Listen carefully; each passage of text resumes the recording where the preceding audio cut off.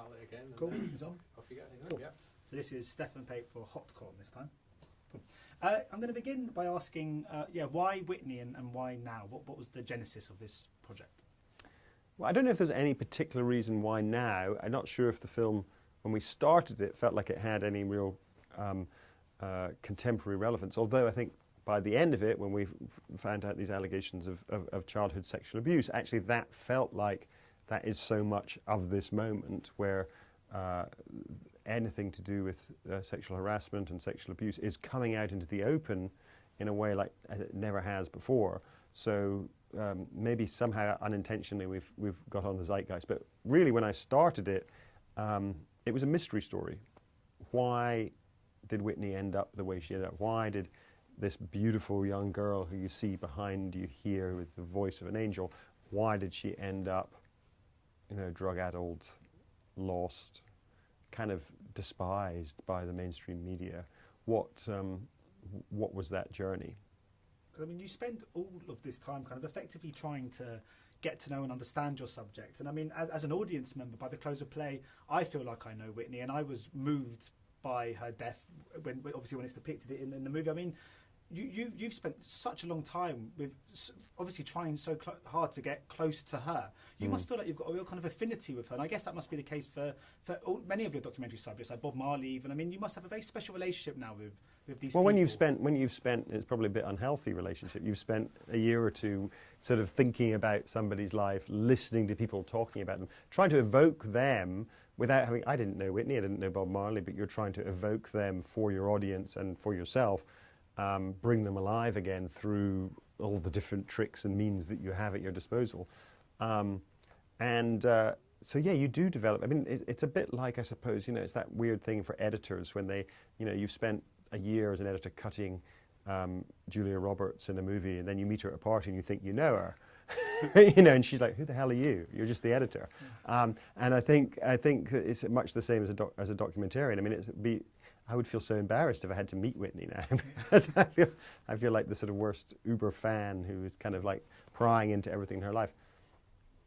Because I mean, does your relationship change much, just in the sense that, what does it mean now to listen to her music? In the same way, what is it? Because I guess maybe that's more sort of a question for Bob Marley in a sense as well. Like, what does it now mean to listen to his songs that I'm assuming you would have heard hundreds of times before, but now when you listen to him or you listen to Whitney Houston's music, it must just be a bit different how it was. It's very different, and I hope that's the way that an audience reacts as well, is that everybody knows Whitney's songs, whether you like them or not, you can't avoid them, same with Bob Marley's.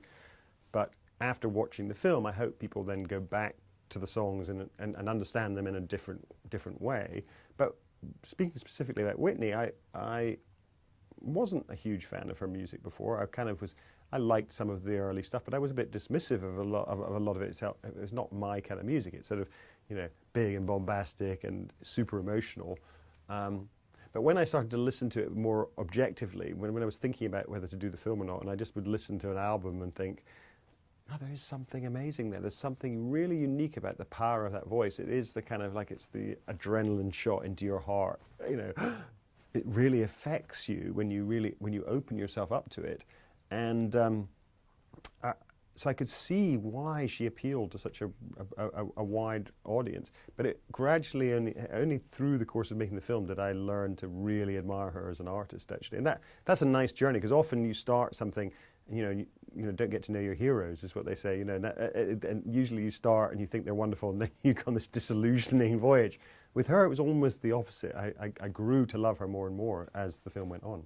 And I mean, you have amazing access in this. I mean, from Sissy to Bobby Brown. I mean, but I was just wondering, was there anyone that you wanted to speak to and you weren't able to get? I mean, obviously Robin Crawford. Yeah, the one person that we obviously really wanted to talk to was Robin Crawford, who was Whitney's great friend, for a while her lover, worked in her management company, knew her so fantastically well in many different ways. She has never spoken about her relationship with Whitney, and I was in touch with her. She was, I would say, tempted. She considered it. She went back and forth a bit for a few months, and then unfortunately she decided that she didn't want to speak, which was a real shame. And I suppose that's the thing that stops the film being absolutely the complete thing that I wanted it to be. But I suppose on the other side of that meant I had to figure out, you know, what is this film really about, and does it matter that she's in it or not? I think by the time I got to the end of it, I felt, well, actually, you know, this film is about family and about how your family really mess you up, and she's not really part of that story.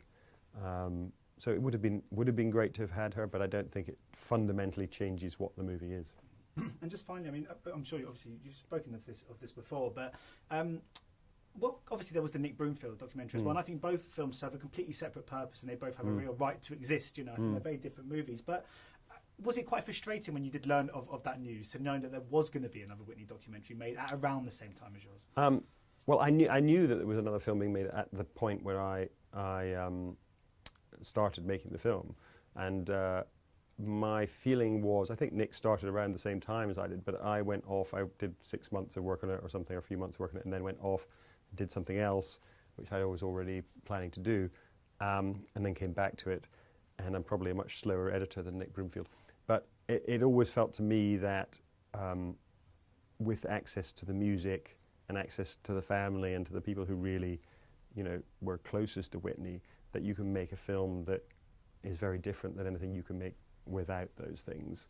So I didn't know what Nick's angle was, or what his, you know, I actually communicated briefly with him. I know him a little bit. I admire him as a filmmaker, and said, I think there's room for both of these films, and you're going to make something very different. And so they happened really in parallel, but I didn't talk to a single person that he talked to, and I think vice versa. So they are very different. Thanks so much for your time, so much appreciated. Okay. Thank you. Thank you. Thank you. Excellent. Thank you, Stefan.